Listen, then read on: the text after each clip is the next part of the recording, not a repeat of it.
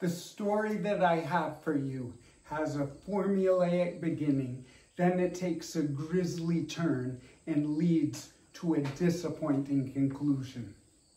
I hope you like it.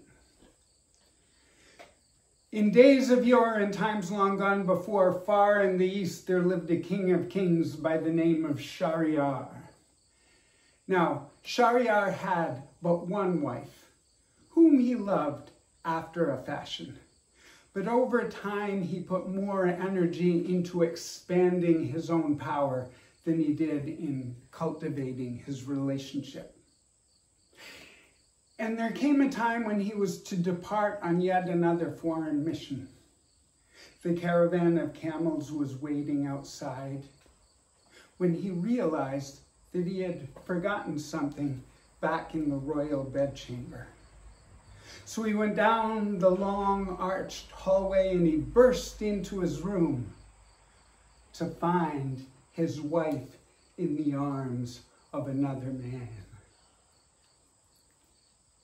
She was holding him up the way the wind holds up a bird in flight.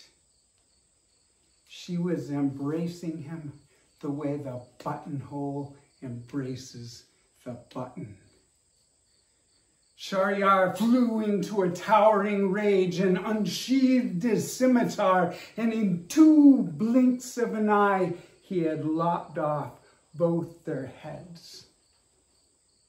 He summoned his eunuchs to clean up the mess that he had made, and while they did their grisly work, he considered what had happened and what he had lost.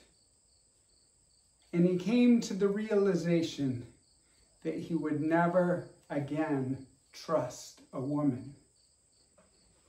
And this is when he came up with the most diabolical scheme ever imagined in literature or pre-literature. He would marry a maiden each afternoon, make her truly his wife that night, and then send her off with the hooded executioner the following morning. And what's worse, he carried out this scheme for 3 long years so that any family that had any daughters at all and the merest modicum of sense fled into exile. And it became increasingly difficult to find maidens of marriageable age. And the king's chief advisor, the wazir, who also carried the portfolio minister of maidenly procurement, began to feel a premonitory prickle on his own neck. Now it happens that the wazir himself had 2 daughters, who so far by virtue of his office had been given a pass by the king. The younger was named Scheherazade, and the elder was Scheherazade. Scheherazade was as beautiful as you can imagine, and she was as cultured as she was beautiful. She had sat at the feet of the finest storytellers in the land and absorbed their lore.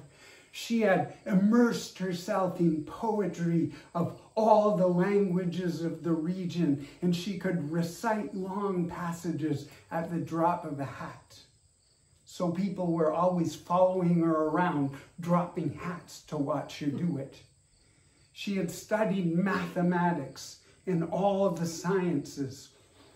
She could look into the jeweled vault of the night sky and unlock its mysteries. She was kind and courteous, wise and witty, well-read and well-bred. And so she went to her father one day, the wazir, and she said, "Father, I would have you marry me to that king." And her father responded, according to the Richard Burton translation of the 1001 Nights, with words that could be useful to any of you who ever has to deal with a recalcitrant teenager or a friend who's about to do something dangerous. He said, "O scanty of wit, expose not thy life to this peril." And then he said, "Leave me not bereft by thy loss," which in modern English roughly means, "I'll be really sad if you get your head chopped off." But he saw the look in her eye. He saw her determination.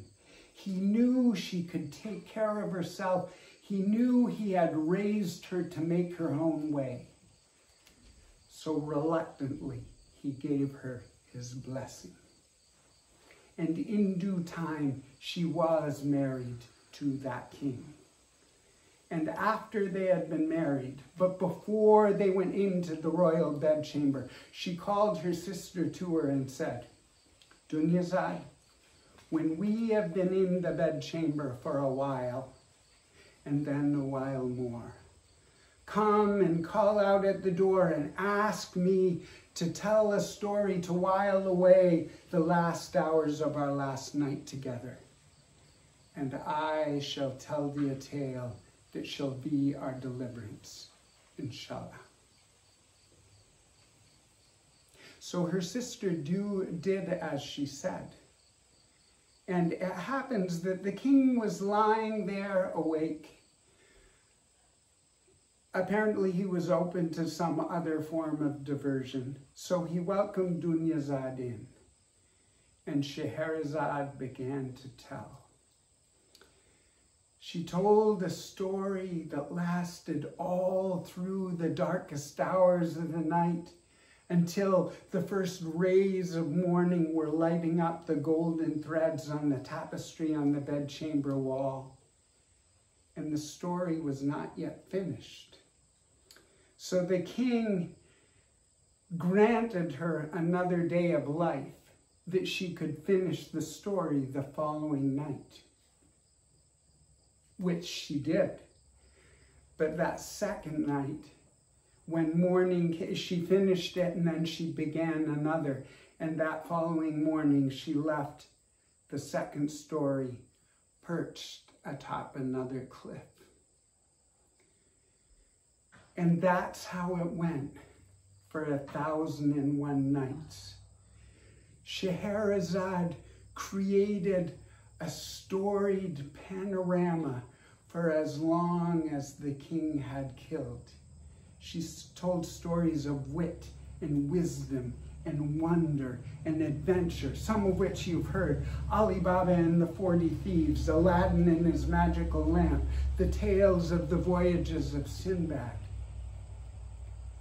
And at the end of that time, she came before the king with the 3 children she had given birth to during that time. They hadn't only been telling stories. One was walking, one was crawling, and one was at her breast. And she asked the king to release her from the pain of death for the sake of the 3 children they had together. And Shahryar responded, "Oh, Scheherazade, I had already long again forgiven thee." Get it? He said he had forgiven her. And now comes the disappointing conclusion to the story. You see, she stayed with the guy.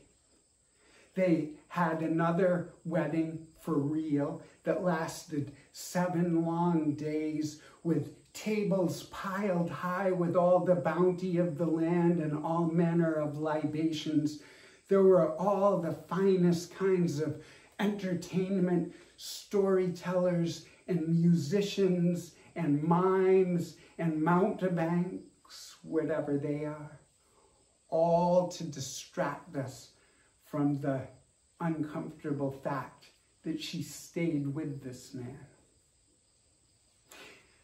And the only peace I can make with that ending is to remember that he had listened to her for so long, as over and over again she cast a spell on his right brain and heart, taking him out again and again from his tormented brain.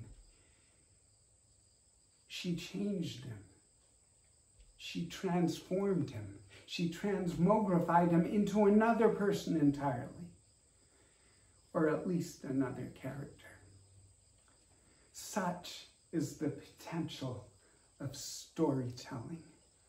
Alhamdulillah, long live Scheherazade.